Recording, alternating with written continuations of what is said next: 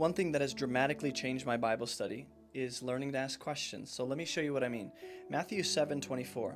Jesus says, after saying, on that day, I'm going to say to those workers of lawlessness, depart from me, I never knew you.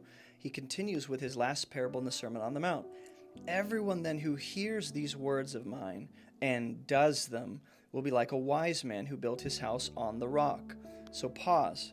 Why is it specifically a house that represents a wise man acting on the words of Jesus, right?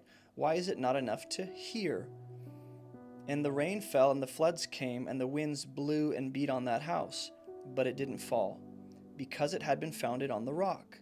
Now, a question I have is, what does this rock represent in this parable? If these people are acting on the words of Jesus, and Jesus is likening that to a house being built on the rock, then the rock must be his words.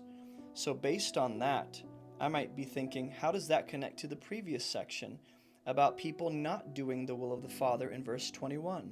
Instead, them doing lawlessness. And also, when I see rain and the floods and the wind, what does this represent? Is this a specific kind of judgment? Is it eternal death? Is it dying? Like, what's going on here? What is coming against this house or individual, right? Based on the rest of the Sermon on the Mount, where might I see this kind of idea of something that tests the quality of another thing? Because we have these flood waters, winds, and rain, which, by the way, is reminiscent of Noah and the flood. It's testing the quality of this house. Where else do I see that in the Sermon on the Mount? Something to think through. In the previous section, Jesus essentially says, hey, there are people who will do the will of my Father who's in heaven, right? And on that day, they'll be proven as such. And then there are people on that day, whatever that day is, whom I'll say, I never knew you, right? Just as we're about to see the wise and the foolish man in the next section, we see the wise and the foolish here, and it has to do with doing the will of the Father.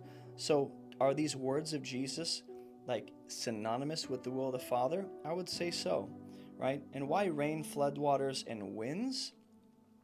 Everyone who hears these words of mine and does not do them will be like, unfortunately, a foolish man who built his house on the sand. Another thing to consider is, where else in the New Testament do I see this idea of someone who doesn't just hear God's words, but actually does them? I would suggest James. He talks about not just being hearers, but doers of the word. So this foolish person, what is it that distinguishes the foolish person from the wise person? Apparently it's what he does with these words of Jesus. He does not build his house on the